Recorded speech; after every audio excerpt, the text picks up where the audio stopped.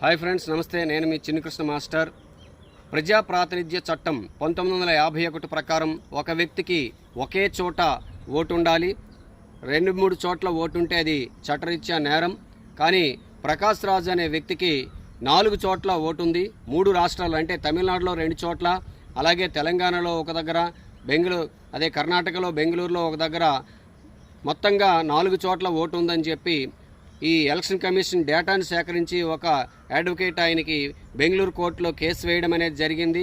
ఆయన కోర్టుకు హాజరు కాకపోవడం వల్ల ఆయనకి నాన్ బెయిలబుల్ వారెంట్ కూడా జారీ చేయడం జరిగింది. ఇవన్నీ జరిగాయి. అయితే ఆయన అప్పుడు స్పందించింది ఏంటంటే, ఇవన్నీ కూడా ప్రతిపక్షాలు చేస్తున్నటువంటి కుట్ర. నాకైతే తమిళనాడులోని అడయార్లో మాత్రమే ఓటు ఉందని ఆ రోజు ఆయన స్వయంగా ప్రకటించారు. కానీ ఈరోజు తనకి బెంగళూరులో ఓటు పోయింది అని వ్యంగ్యంగా నవ్వుకుంటూ మాట్లాడుతూ ఎలక్షన్ కమిషన్ని నిందిస్తున్నారు. సాధారణంగా ఎలక్షన్ కమిషన్ అనేది చేయాల్సినటువంటి కార్యక్రమం కాదు ఇది. ఎలక్షన్ కమిషన్ ఒక సలహాదారుగా మాత్రమే ఉంటుంది. రాష్ట్రంలో ఉన్నటువంటి ఉద్యోగ వ్యవస్థ ఖచ్చితంగా ఈ కార్యక్రమాన్ని నిర్వహించడానికి ప్రయత్నం చేస్తుంది. మరి కర్ణాటకలో ఉన్నటువంటి ప్రభుత్వం కాంగ్రెస్ ప్రభుత్వం అక్కడ ఉన్నటువంటి అధికారులను ఉపయోగించి ఈ ఎస్ఐఆర్ అనేటువంటి ప్రక్రియని చేపడుతుంది. అందులో భాగంగా ఈయనకి 4 చోట్ల ఓట్లు ఉన్నాయి కాబట్టి, పైగా ఆయన బెంగళూరులో 4 సంవత్సరాల నుంచి ఉండడం లేదు కాబట్టి ఆయనకి అక్కడ ఓటు తొలగించి వేరే చోట ఎక్కడైతే ఆయన ఉంటున్నారో అక్కడ ఓటు తీసుకోవడానికి మాత్రమే అవకాశం కల్పించారు. ఎవరి ఓటు పోదు. ఎలక్షన్ కమిషన్ నిందించడం కరెక్ట్ కాదు.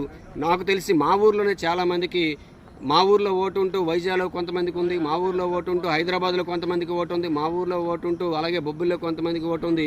ఇలా మనకు తెలిసినవే చాలా చోట్ల 2-3 చోట్ల ఓట్లు ఉన్నాయి. మరి ప్రకాష్ రాజ్ లాంటి సెలబ్రిటీ ఇలా 4-5 చోట్ల ఓట్లు ఉంచుకోవడం ఎంతవరకు కరెక్టు? ఆయన తను తాను ముందు ప్రశ్నించుకోవాలి. I'm just asking you Prakash Raj, 4 చోట్ల నీకు ఓటు ఉండడం కరెక్టా?